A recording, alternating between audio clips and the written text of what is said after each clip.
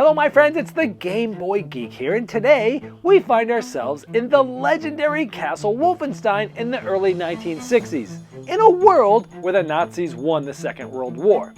Now you'll have to infiltrate the castle and contend with the Nazis' antagonists controlled by the game's AI mechanisms.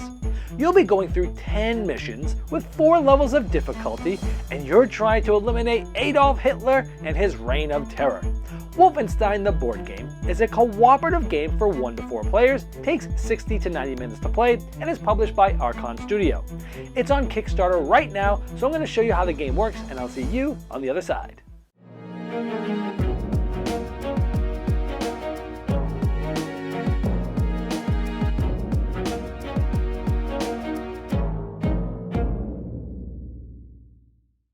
As you see, this is a Kickstarter preview, so all the art and components you see here are prototype. So you're going to want to check the Kickstarter link in the description of this video to see all the final art and components.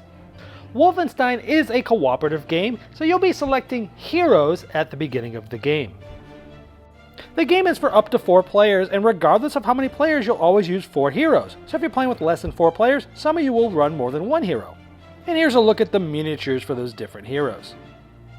There's also plenty of different types of enemies that are in the game. Each of those have a card. And here's some more, and they even feature Mecha Hitler or Adolf Hitler as different types of bosses. And here's a look at some of those enemy miniatures.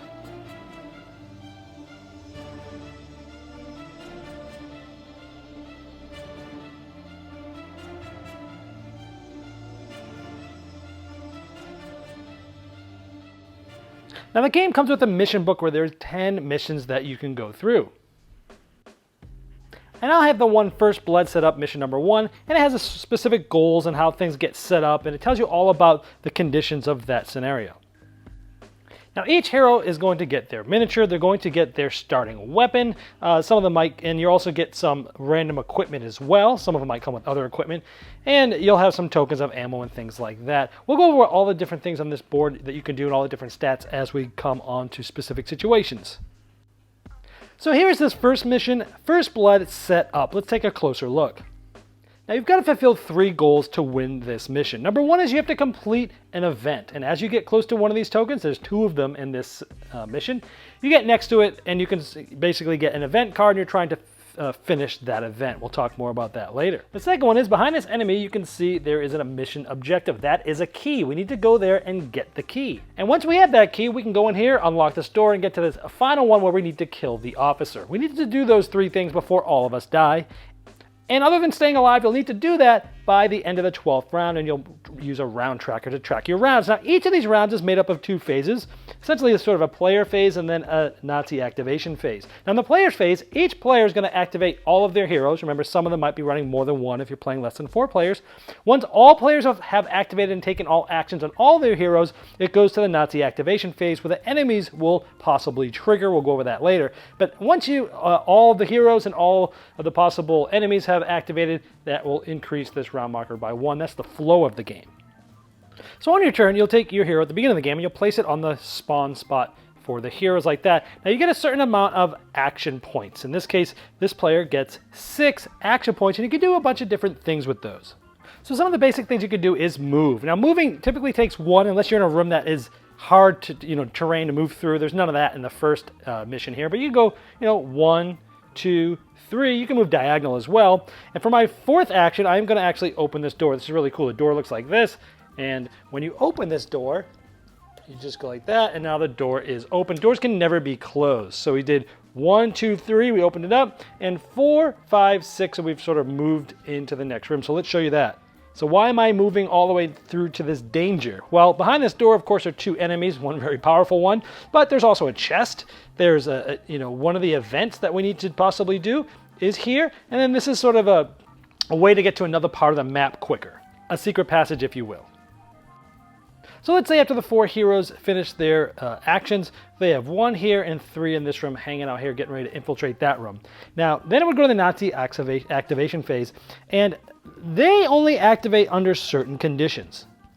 And those conditions are if they were attacked, or if they have direct line of sight of one of the heroes, or if there's noise.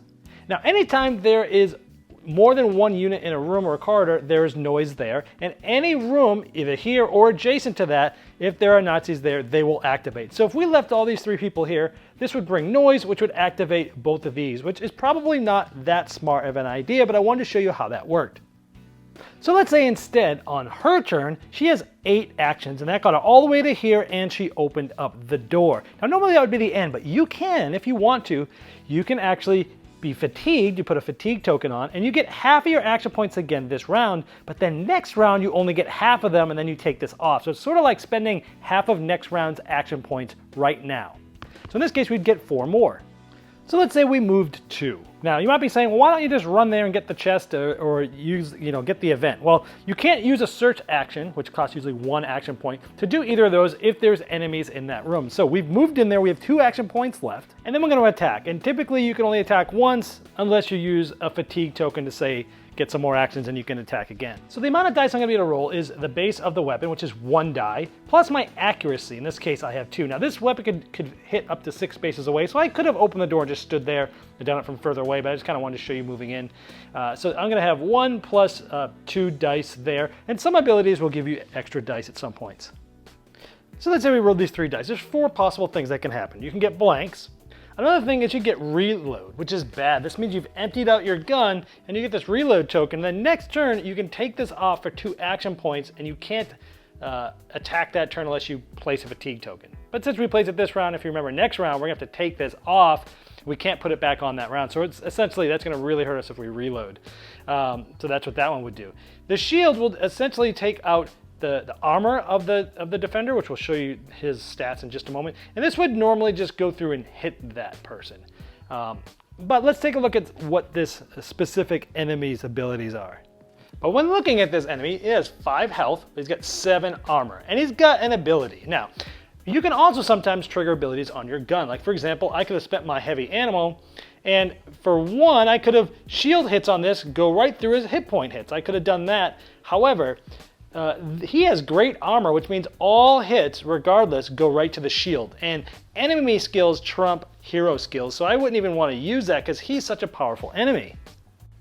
So because of this, these 2 actually only hit his shield, his armor twice. So this goes down from 7 to 5, and this thing again would have forced me to reload. That would have been the end of her turn. But we had 1 hero left, so let's say we moved him all the way here. We had to fatigue him to get him in, and use 2 dice to attack, and let's say he does 2 hits, but again, because of the great armor, it's brought it down. He was at 5, now he's down to 3 armor, and there's tokens that you can actually track different hits, so you can track different armor and things like that. So now that it is the Nazi activation phase, again, they're only going to move or activate if they've heard some noise in an adjacent room or in the line of sight or have been attacked. So both of these, this one's in line of sight and this one's obviously been attacked, so they both will go. But you look at the initiative, this one's a higher one, 9 versus 7. So the drone, which is flying around, it's a cool little miniature, it's like flying around, will actually attack the closest one, and it does have line of sight because both of these corners can actually see them unobstructed. So he's going to actually attack her. Now let's take a look at this. They have the laser beam, which if you look, has a range of 6. It's certainly within that range. If it wasn't, it would start to move closer to them until it was in range, using up their action points of 6.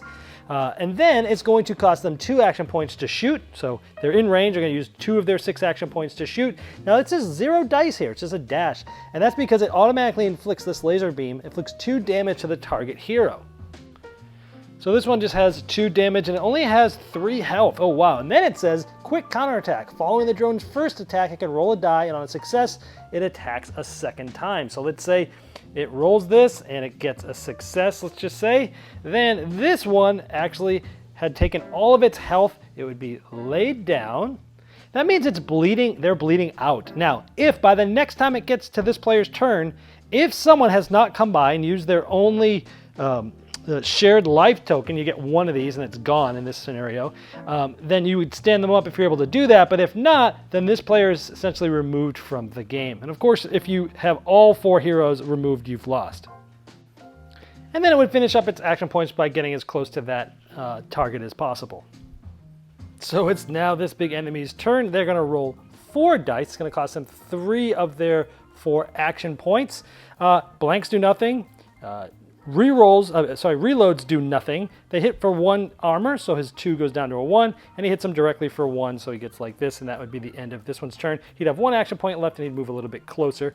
Now, interestingly enough, this one wouldn't activate with just noise. This one would have only activated was it directly in his line of sight or attacked, which we were stupid enough to go in and attack him right away.